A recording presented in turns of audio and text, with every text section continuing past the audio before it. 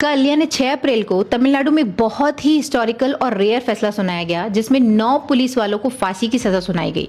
Court ने इसे rarest of the rare case कहा और ये फैसला स्थानाकुलम कस्टोडियल डेथ केस के बारे में था और पुलिस वालों को ये आदेश दिया गया कि जो मृतक हैं उनके परिवार को 1,40,00,000 का मुआवजा देना है और अगर ये नहीं करते हैं तो उनकी प्रॉपर्टी को बेच कर भी ये मुआवजा दिया जाएगा। तो मैंने सोचा कि इतना बड़ा फैसला कोर्ट ने कैसे सुना है, क्योंकि हमारे सिस्टम में ज्यादातर पुलिस वाले कोई भी अपराध करके बच जाते हैं।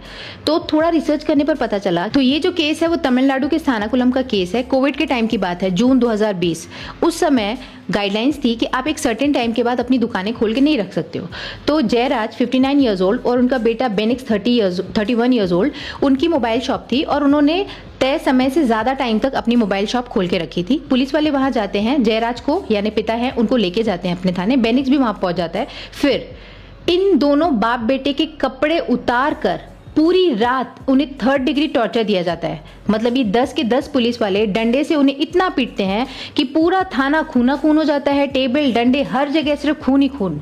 ये दोनों अपनी जान की दुआ मांग रहे थे, माफी मांग रहे थे कि छोड़ दो, पर इन पुलिस वालों को उनके ऊपर दया नहीं आई। इनके परिवार वालों का कहना है कि उस रात उन्हें इतना पीटा गया कि इनको बार बार कपड़े बदलने पड़ रहे थे, खून इतना बह रहा था, कपड़े खराब हो जा रहे थे। 7 बार उन्होंने लुंगी बदली और इतना इनका खून बहा कि इनके लंग्स और इंटरनल ऑर्गन्स ने काम करना भी बंद कर दिया था। आप सोचो इतना टॉर्चर। इसके बाद 20 जून को सुबह को जब इन बाप बेटे को कोर्ट ले जाया गया तो जुडिशियल मजिस्ट्रेट ने सोशल डिस्टेंसिंग की वजह से इन्हें देखा तक नहीं और इन्हें जेल भेज दिया, जबकि इनकी जो हालत थी वो हॉस्पिटल में एडमिट होने के लायक थी। वो चल भी नहीं पा रहे थे, उन्हें देखा नहीं गया, इनके साथ क्या हुआ ये कुछ पूछा नहीं गया और इन्हें जेल भेज दिया गया। फिर वहां जब इनकी तबियत बिगड़ने लगी तो इन्हें हॉस्पिटल लेके जाया गया और वहां डॉक्टर ने भी साठगांठ के चक्कर में इन्हें फिट बोल दिया। ये नहीं बोला कि इनकी हालत इतनी ज्यादा खराब है। फिर कुल मिला के 22 जून को बेनिक्स ने दम तोड़ दिया और 23 जून को उनके पिता ने भी दम तोड़ दिया ओवर ब्लीडिंग की वजह से और ऑर्गन फेलियर्स की वजह से। इसके बाद जब इन दोनों का पोस्टमार्टम किया गया तो बहुत ज्यादा